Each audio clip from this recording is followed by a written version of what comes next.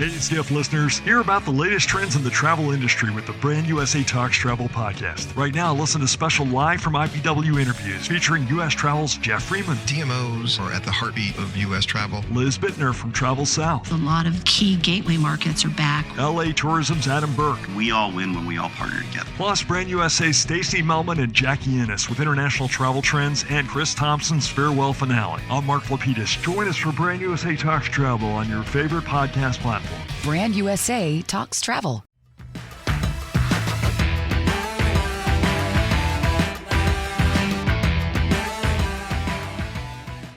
Welcome back to the Skift Travel Podcast, everybody. I'm Skift's Editor-in-Chief, Sarah Kopit, joined as always with Seth Borko, Skift's Head of Research. Hey, everybody.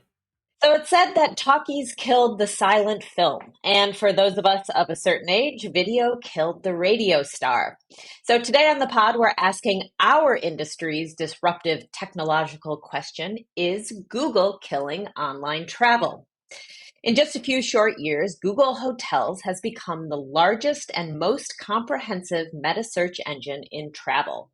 But it also attracts large numbers of consumers and drives hotel bookings. It's obliterating the very OTAs who are spending billions in advertising on Google every year.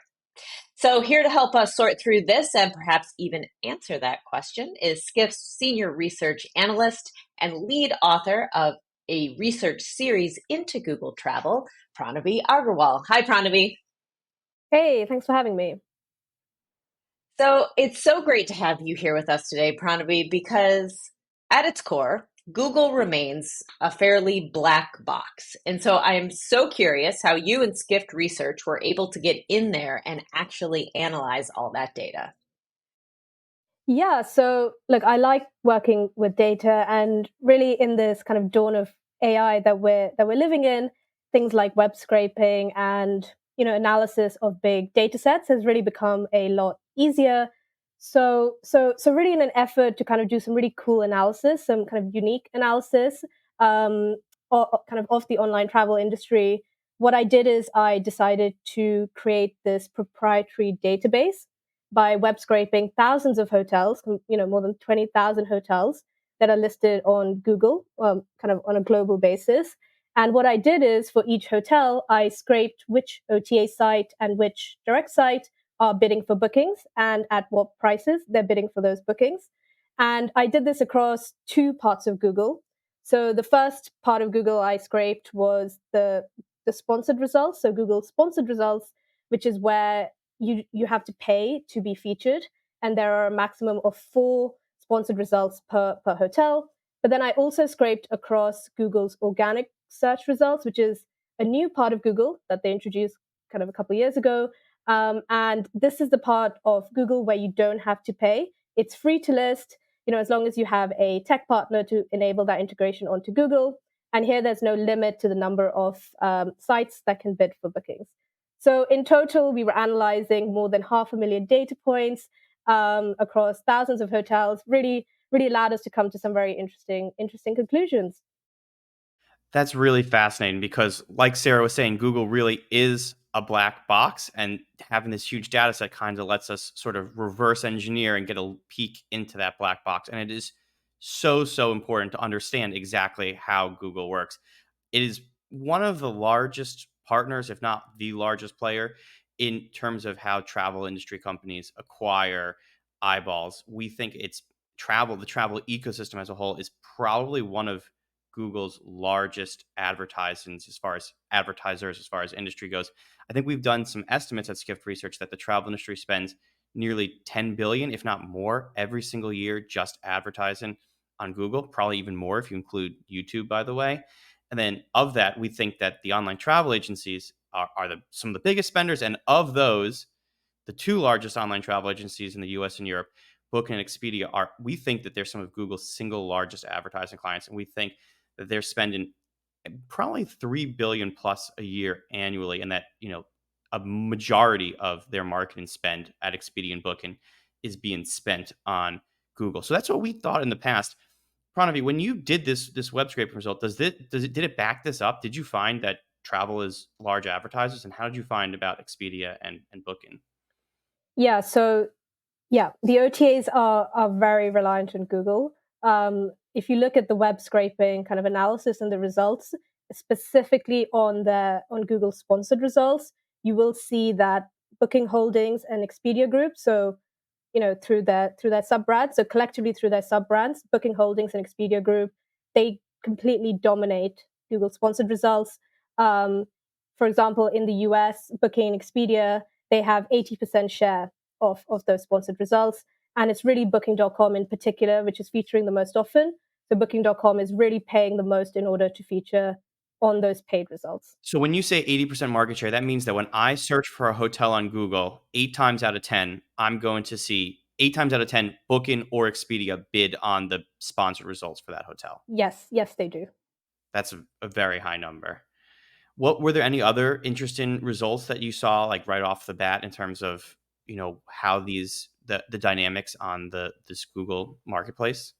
Yeah, I mean, if you just kind of focus on the sponsored results, so I said Booking.com dominates, but if you actually look at which site is most likely to be top of that list, it's actually Expedia. So it's a literal clear bid that Expedia is actually paying to try and outcompete Booking on those sponsored results. And I think I saw that across all the regions we looked at, besides Europe, where Booking has a real stronghold. But if you look at the US, Asia, Middle East, Expedia is actually most likely to come top of that list. And it kind of it kind of gives a little bit of insight into marketing efficiencies as well. And we kind of talk about this a little bit in the report, how Booking and Expedia, though they spend so much money on Google, if you look at the actual share of room nights that they have, and if you compare the two as a ratio, you can see that Booking is actually a lot more efficient than Expedia when it comes to Google sponsored results. So that's interesting. Just to put that in context for some of our listeners who may not be as familiar with Google, what I think Pranavi is saying, I'm just restating it, is like if Expedia is at the top of the listing, it means they paid more for that bid on that listing than Booking did. Google's holding a real-time auction for every single click. So Booking's strategy seems to be get myself on sponsor listings, and Expedia's strategy seems to be win the auction. And one of those is a lot more expensive than the other, and it definitely shows up. It's interesting to see that shows up in the financial statements as well.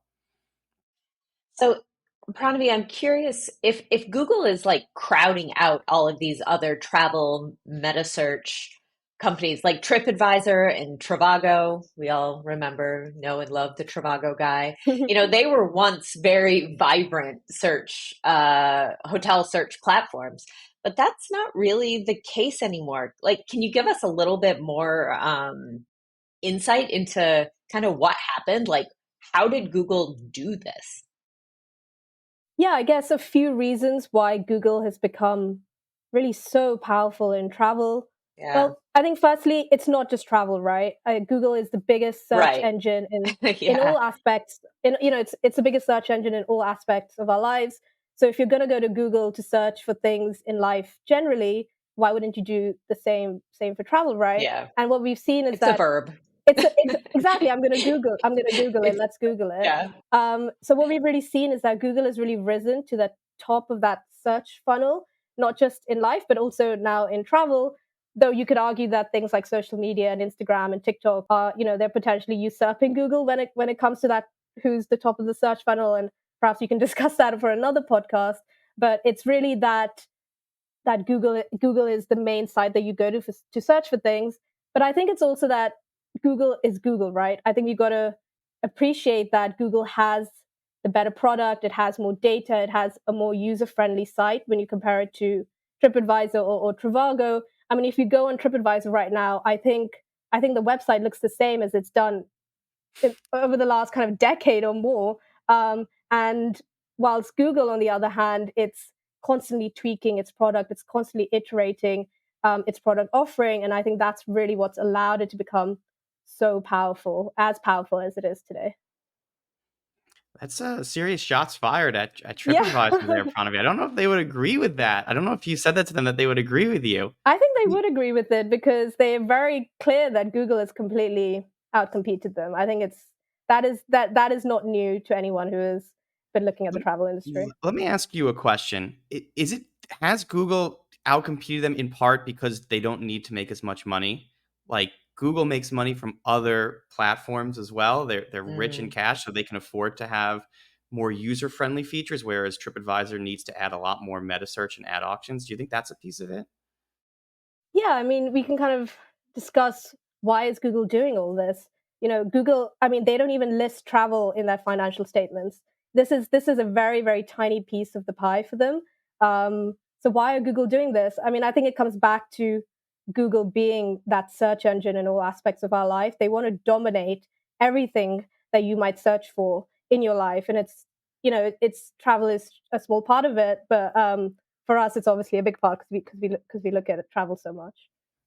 One of the things that I always think about with travel industry, one of its biggest challenges is that it is a very high ticket and very low frequency purchase. And so it's something that you do once or twice a year, and it's really expensive and you spend a lot of time considering it. And so therefore it's really hard for a lot of these brands to kind of get those at bats with the consumer, so to speak, where with a lower ticket or a higher frequency purchase, you're willing to try other platforms. And I think that gives Google the advantage because you're searching on Google every single day. We've heard a couple of people sort of start to refer to Google as almost a tax on the ecosystem because Google has all those at bats, because it has all those eyeballs. Companies need to pay the Google tax in order to rent Google's eyeballs. And we're seeing whole companies restructure to try and avoid that tax. What do you make of those plays and those strategies? Yeah, so we've already discussed how Booking Expedia, they're spending billions of performance marketing dollars on Google, and you can call that a tax that they're paying to Google in order to get bookings. But ideally, these OTAs, they don't want to be reliant on Google, right? They don't want to be reliant on any site for referrals to their website. They want direct bookings. Everyone wants direct bookings. That's really the holy grail in online travel. But those direct bookings, they're hard to get. And I think more than anything, the OTAs want to stop spending money on Google, and they won't admit that very often. But there's actually a quote from Peter Kern, who's the CEO of Expedia, who does admit that. And I think we have a little clip from our global forum in 2021 where he does admit that they don't want to be reliant on Google anymore. Yeah, let's listen to it. I think the days of trying to let us compete against ourselves and paying Google too much to compete with ourselves are over, I hope. And yeah, the brands are going to work together for a common goal. You mean you prefer to spend money on a loyalty program than spend it with Google? I prefer to spend money on almost anything than spend it with Google.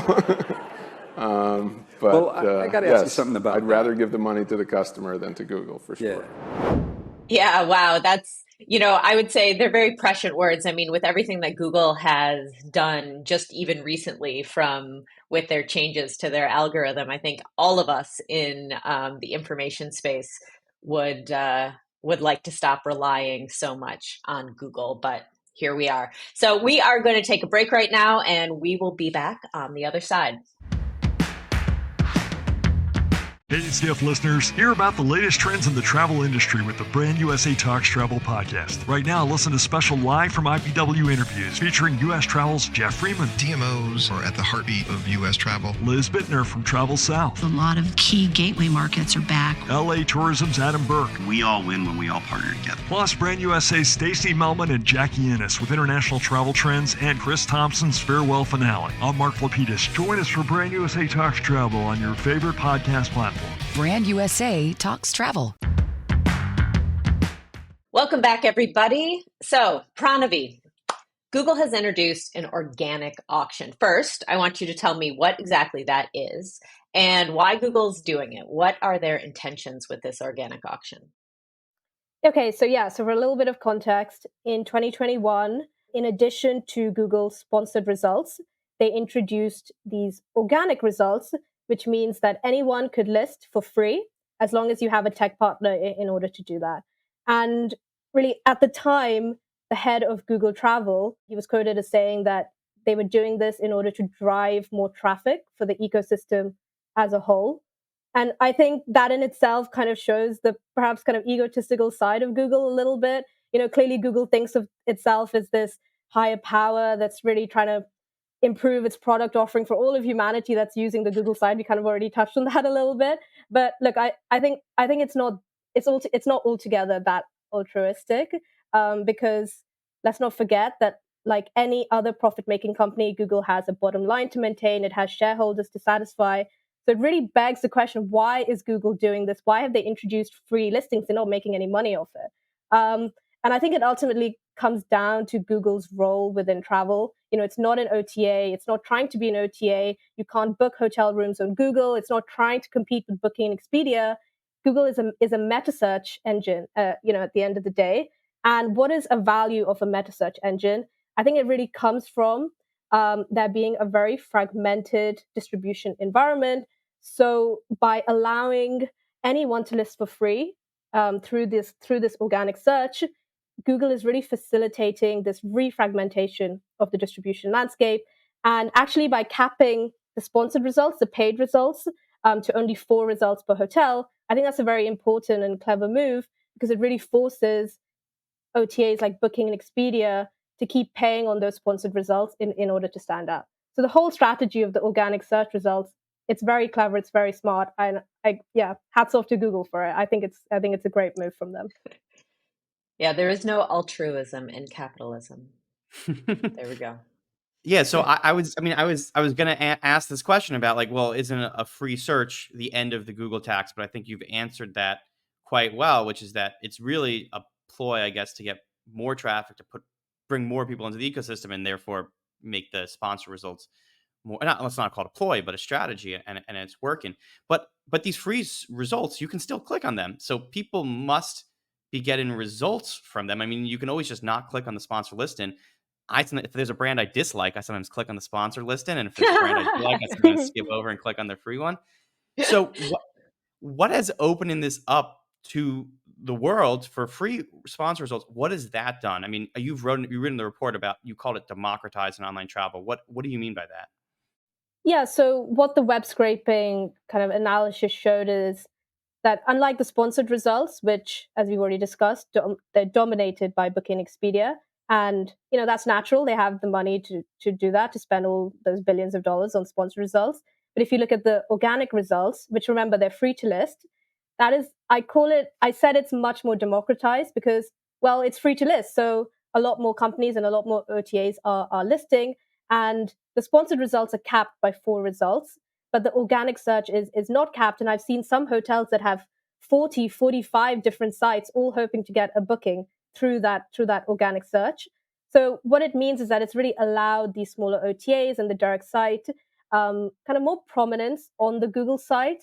And that in itself is what you could call more democratic. It's more of an accurate picture of this kind of tapestry of different distributors who are all bidding for bookings in the online travel space. Let's talk about that direct site a little bit, because so far this whole conversation has really focused on the distributors, on the online travel agencies and those third-party intermediaries.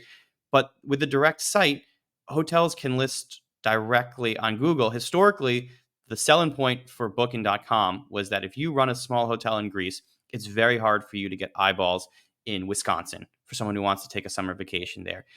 How are you going to do it without talking to Booking.com? But now that hotel in Greece can just go and buy a listing on Google. What's going on with this? Like, how is the direct site play into this ecosystem? Yeah, I guess when I first published this report, some of the feedback I had was, okay, it's more democratized, but no one's going to book on these smaller OTA sites. I think brand recognition is a very important thing, particularly post-COVID, where consumers want to book on sites that they can trust.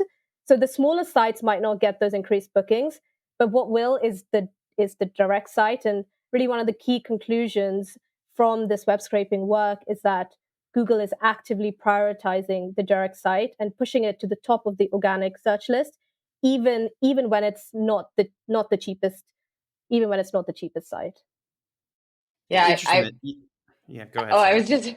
I was just gonna say, during the pandemic, I won't name names, but I booked a trip to Prague that I couldn't go on. It wasn't even that I had to cancel it; the world canceled it for me, right? And I never got reimbursed for that. I fought. Yeah. Yeah, it was So we like a really saw no-name A So we no-name off-brand site. Yeah. Oh, and they right. never, yeah. So Yeah. we really Mm-mm. saw during COVID this kind of shift to direct bookings. People wanted to book directly because Yeah. you can get the free cancellation perks like free Wi-Fi and free upgrades, and knowing that if things get cancelled, you'll have a stress-free experience to get your money back, and that was really Yeah. important. Um, and I mean, I think we can talk a little bit about why Google is doing this. Why is Google on the side of the direct site, right? And I think the answer really lies if you look at what Google has said about it. If you look at the kind of blog posts they've posted on this, and they say that, if you look at how they rank their results on the sponsored results, yeah, it's ranked by however much money people are willing to pay. And that's how that defines that ranking. But if you look at the organic results, it's ranked by, quote, their utility to users.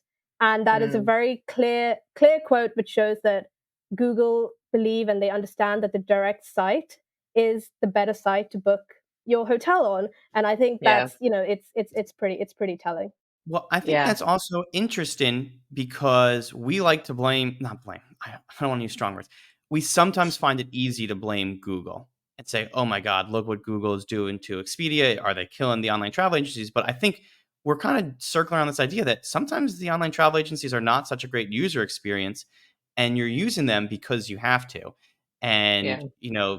What the folks at Google would probably argue is, well, we've democratized it. We've made it easier to book direct. And if people, when they book direct, when people have the option to book direct, if they choose to book direct, that's not Google's fault that Expedia needs to pay more to be the sponsor list, and that's Expedia's fault, is what they might retort there. I I think don't that's know. fair.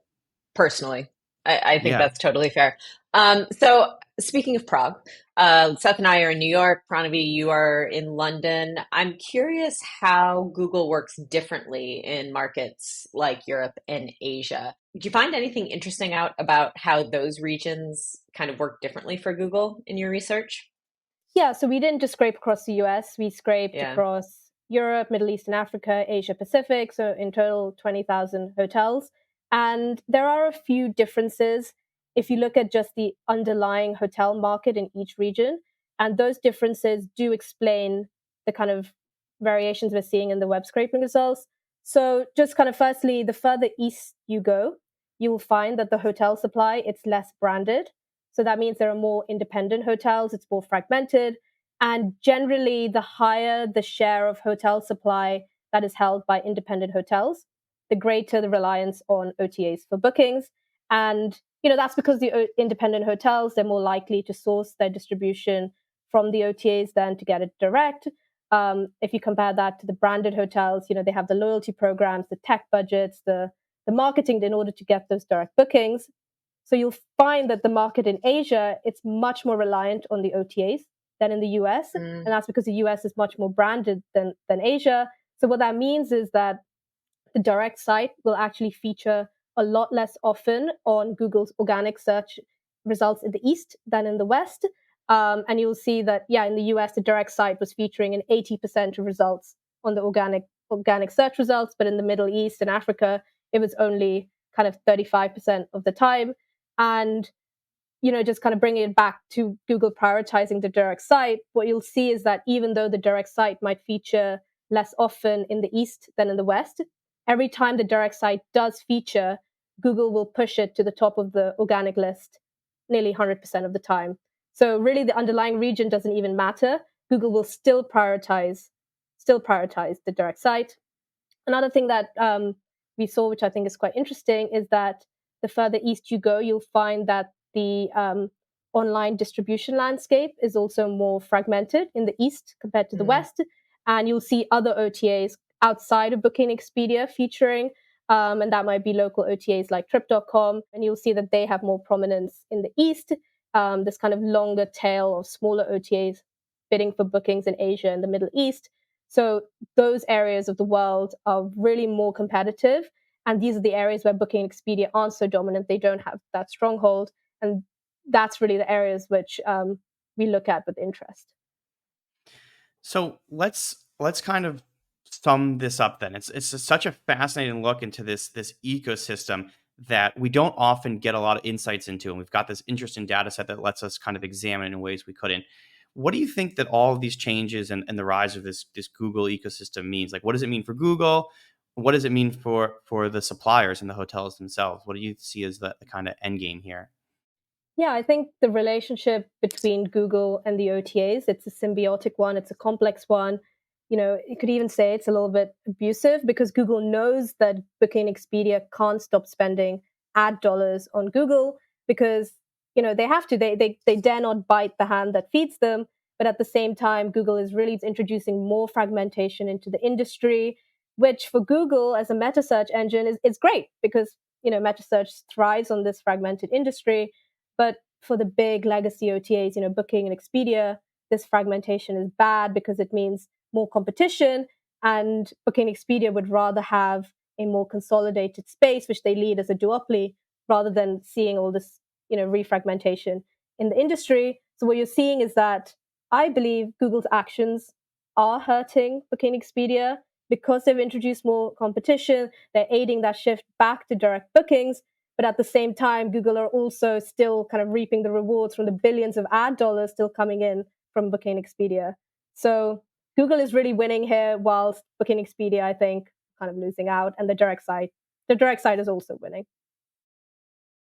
So to answer the question from the jump, is Google killing the OTAs? Your answer is I'd say so. And just for kind of plugging a different report, I think we at Skift Research, we're pretty bearish on the outlook for Booking Expedia into the next decade. They saw this kind of golden era in the past decade, but those kind of tailwinds, which really drove market share gains, those are really slowing into the next decade. And I'd really encourage you to read the report, The Past, Present, and Future of Online Travel, if you'd like to read a little bit more on our bear view on Booking Expedia.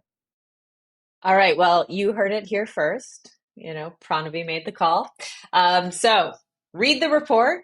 We'll put a link in the comment section here. We've also got a data and AI summit at Skift coming up in just a couple of weeks at the beginning of June. So register for that if you haven't done so already. And let's tune in next week where we are going to talk about junk fees. Seth, Pranavi, thanks so much for today, and we'll see you all next week. Bye, everybody. Great. Thanks for having me.